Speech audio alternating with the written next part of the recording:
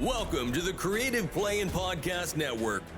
Join us as we share our favorite RPGs, one-shot games, tabletop games, reviews, and convention panels. Sit back and enjoy the show.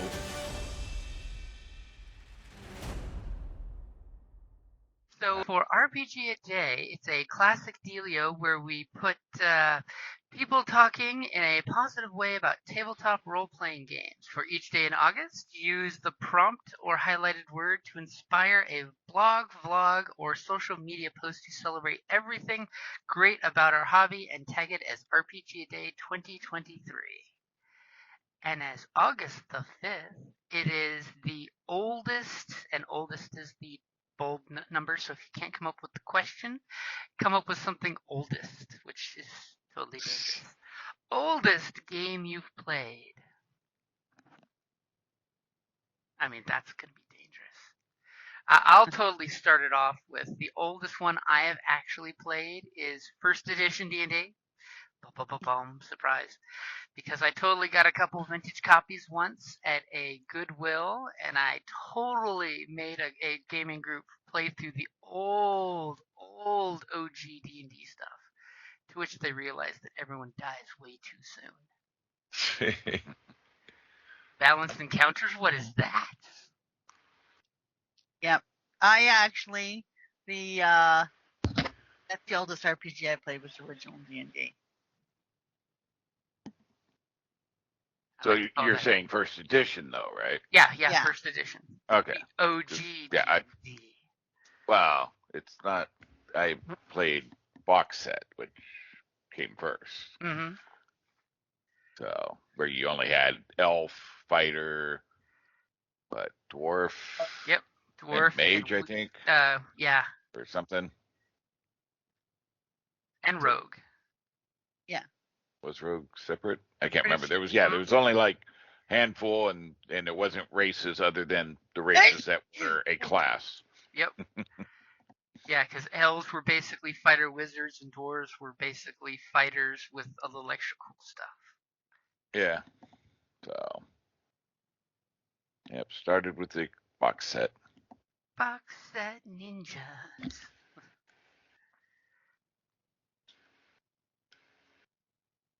So I'm not sure what was oldest. When I was in junior high, my friend got the red box edition for his birthday, and we played that in 1981-ish. But around the same time, I also played Villains and Vigilantes, and I don't know which one's older. So I'm going to go with Villains and Vigilantes because it's not D&D.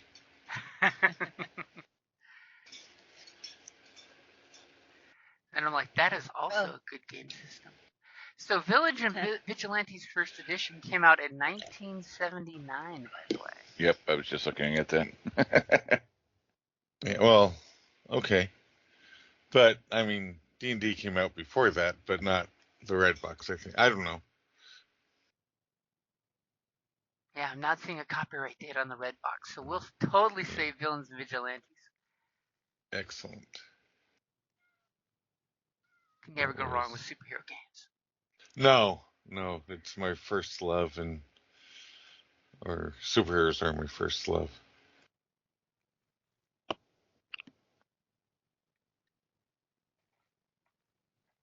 I played a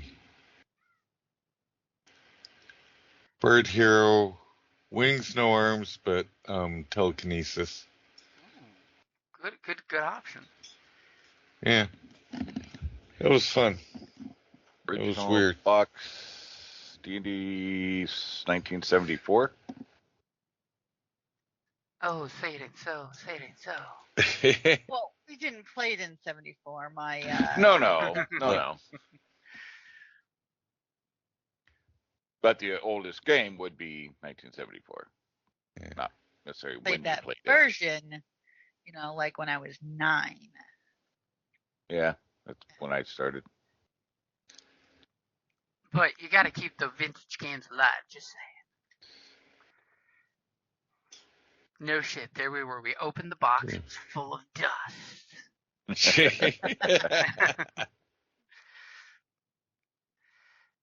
Or totally make it a metagame. Your adventuring party finds a box covered in dust, and you blow it off, and you see that it is the D&D Red Box Edition. In game, we will play that game and be totally meta. Now we're playing Cyberpunk. We were. Now I've hijacked the game.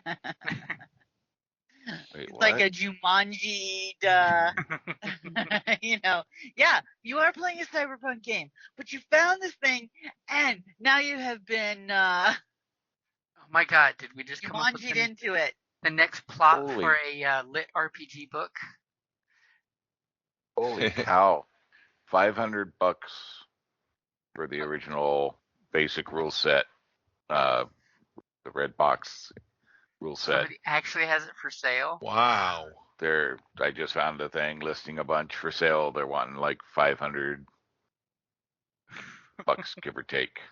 That seems like a lot. But I'm sure someone out there will pay it. Nostalgia. Yeah. Collector, I mean, if Wizards can sell that $1,000 magic set. Yeah, that's a point too.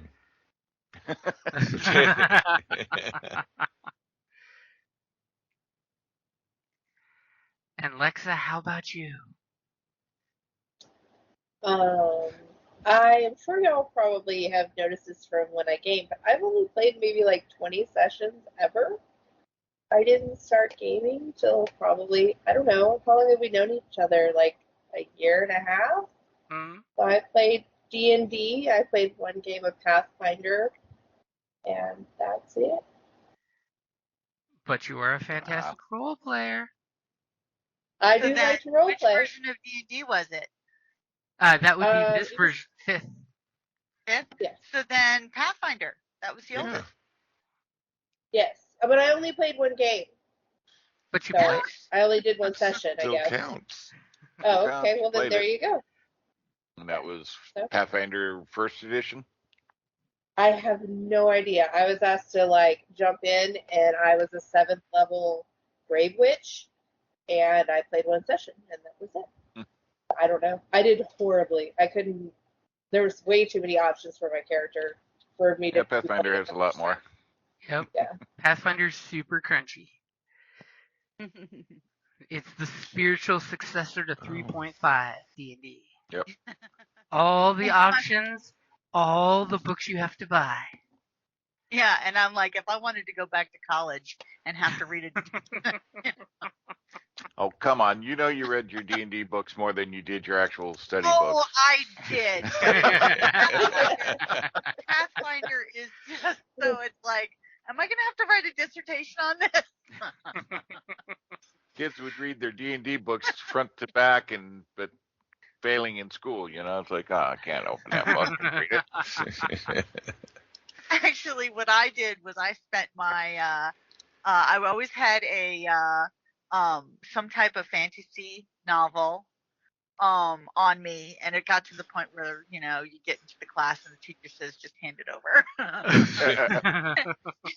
And then when my brother, who's a year behind us, came in, they're like, "Oh, you're McIntyre, hand it over."